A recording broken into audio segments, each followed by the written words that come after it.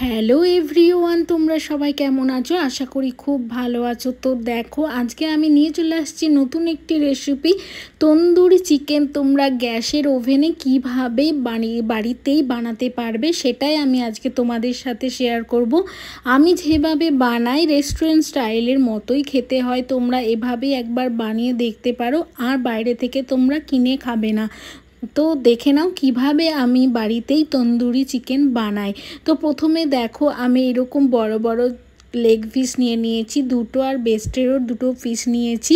তো দেখো, এর মধ্যে আর ম্যারিনেশন করব। হাফ চামচ আদা বাটা, তার সাথে আমি একটু পেঁয়াজ বাটা দেব, রসুন বাটা দিয়েছি। তো দেখো, সমস্তই ঘরোয়া মশলা দিচ্ছি। তো 2 চামচ মতো টক দই দিলাম, এর সাথে দিলাম দেখো স্বাদ মতো লবণ, হলুদ গুঁড়ো, ঝাল লঙ্কার গুঁড়ো, তার সাথে দিয়ে দেব জিরে গুঁড়ো, ধনে গুঁড়ো, আর দিয়ে দেব কাশ্মীরি লঙ্কার গুঁড়ো, আর তার সাথে দেব হাফ কেটে রাখা লেবুর রস দিয়ে, তার সাথে দেব তন্দুরি মশলা তো অ্যাড করেছি। দেখো, এরপর ভালোভাবে এটাকে ম্যারিনেট করে নিতে হবে।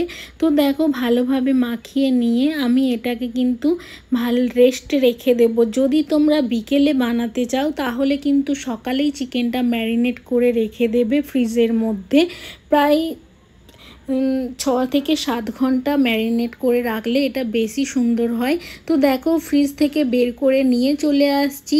তো এরপর দেখো, কড়াইতে আমি 1 চামচ বাটার দিচ্ছি। তো বাটারটা যতক্ষণ না গলবে এইভাবে নাড়াচাড়া করে নিতে হবে। যখন দেখবে এরকম গলে গিয়েছে, এবার দিয়ে দেব আমি চিকেনের পিস দুটো। আস্তে আস্তে আমি ভেজে নেব। ভাজার আগে যখন দেখবে যে ম্যারিনেশনে মশলাটা থেকে গিয়েছে, তখন কিন্তু আমি অল্প একটু ওপরে দিয়ে দেব।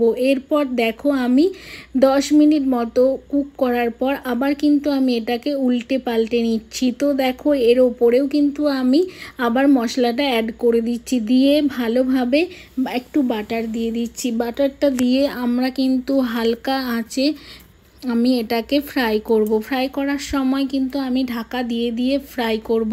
তো দেখো, প্রায় আমি এটা তোমাদেরকে কুক করতে প্রায় টাইম লাগবে আধ ঘন্টার মতো। তো দেখো, হালকা হালকা কালার চলে আসছে, এইভাবে আমি ঢাকা দিয়ে দিয়ে ফ্রাই করে নেব। তো দেখো, শেষে আমি দুটো যে চিকেনের পিস ছিল সেটাও দিয়ে দিয়েছিলাম ভাজতে। তো দেখো, প্রায় কমপ্লিট হয়ে এসেছে। তো দেখো, কালারটা পুরো এসে গিয়েছে, আর অসাধারণ টেস্ট হয়েছিল। তোমরা এইভাবে বাড়িতে কিন্তু বানিয়ে দেখতে পারো, আর রেস্টুরেন্টে তাহলে গিয়ে খেতে হবে না, বাড়িতে বানিয়েই তোমরা চিকেন তন্দুরি খেতে পারবে। তো দেখো, রেডি হয়ে গিয়েছে আমাদের চিকেন তন্দুরি। দেখো, কালারটা কত সুন্দর এসেছে, আর দেখেই মনে হচ্ছে কতটা জুসি। এরপর পরিবেশন করলেই রেডি হয়ে যাবে তোমাদের চিকেন তন্দুরি। চিকেন তন্দুরি বানানো বাড়িতে খুবই সহজ, বাইরের কোনো মশলাই লাগে না। ঘরোয়া সমস্ত রকম মশলা দিয়ে তোমরা কিন্তু এটা বাড়িতে বানিয়ে নিতে পারো। ছুটির দিন বলো, বাড়িতে কেউ গেস্ট আসলে সেখানেও তোমরা সার্ভ করতে পারো। তো কাঁচা পেঁয়াজের সাথে অল্প একটু লেবুর রস দিয়ে এটা খাবে, জাস্ট অসাধারণ লাগবে। তো আজকের রেসিপিটা তোমাদের কেমন লাগলো সেটা আমাকে জানাবে, আর কে কে আমার রেসিপি দেখে এটা বানাচ্ছ সেটাও কিন্তু আমাকে কমেন্ট করতে ভুলবে না।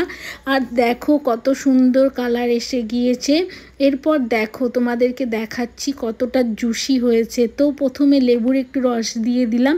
দেখো, চিকেনটা কতটা নরম হয়েছে, আর ভেতরটা পর্যন্ত পুরো কুক হয়ে গিয়েছে। তো আজকের রেসিপি যদি তোমাদের ভালো লেগে থাকে, অবশ্যই আমার চ্যানেলটাকে লাইক আর সাবস্ক্রাইব করে পাশে থেকে